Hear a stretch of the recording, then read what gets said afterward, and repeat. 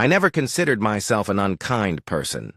I always thought of myself as fair, rational, and protective of my children. But sometimes, life has a way of holding up a mirror, forcing you to see yourself in ways you never expected. It started with a simple request, one that should have been easy to answer. I was weeks away from marrying Daniel, the love of my life. We had been together for years, blending our lives and our families.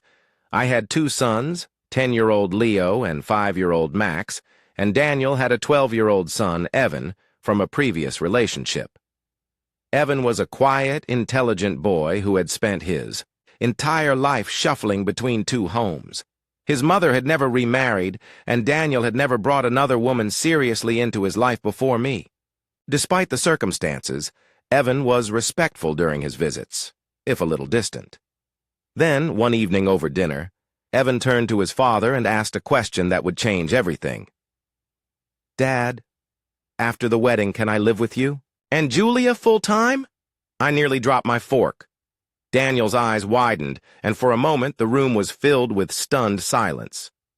Evan looked down, suddenly self-conscious. I want to live in a real family, with siblings, with you." Daniel's face softened instantly. "Of course, buddy. We'd love to have you." But my stomach tightened. I forced a smile, but my mind raced with unspoken doubts. Would this work? Could this work? That night after the boys went to bed, I finally voiced my concerns to Daniel. "I don't think it's a good idea," I said carefully. Daniel's brow furrowed. "Why not?" I hesitated, not wanting to sound cruel. I've seen how he is with Leo.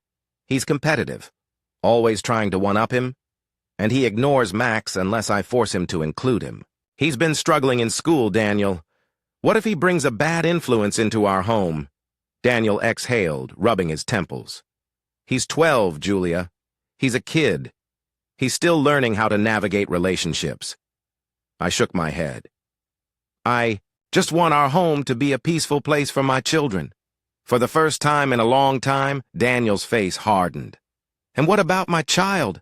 His words hit me like a punch. Over the next few days, I wrestled with my feelings. Was I being selfish, or was I just being a good mother?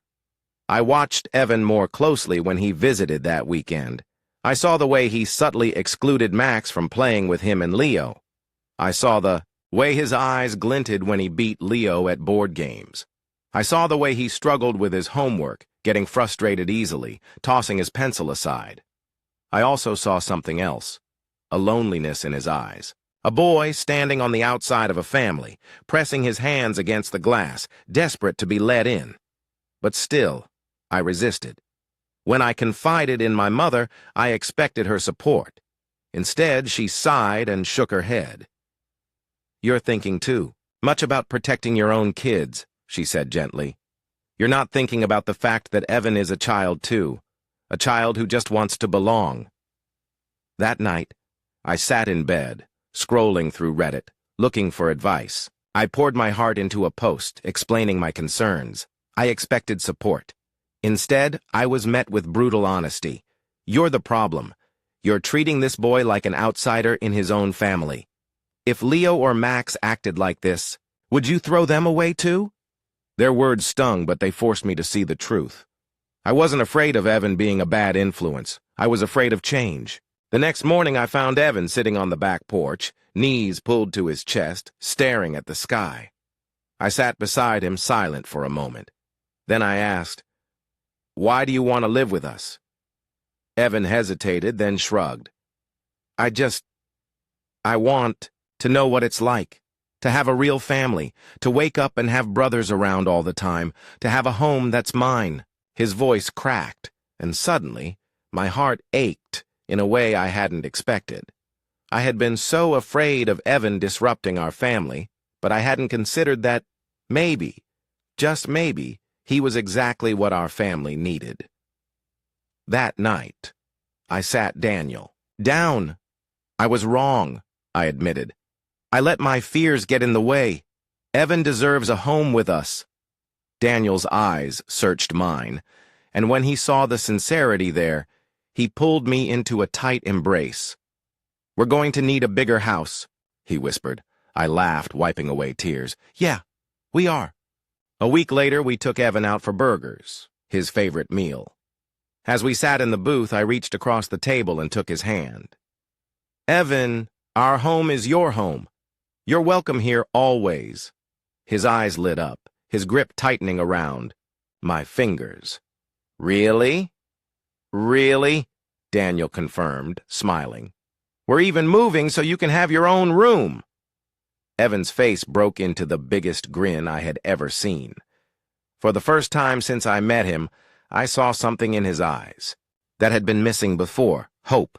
It wouldn't be easy. There would still be fights between the boys, still moments of struggle, still days where I doubted myself. But as I looked around that table, at my husband, my sons, and my stepson, I knew one thing for certain. We were a family. And families don't turn their backs on each other. Thank you for watching. This story is a reminder that love is a choice we make every day. Family isn't just about blood, it's about who we choose to stand beside.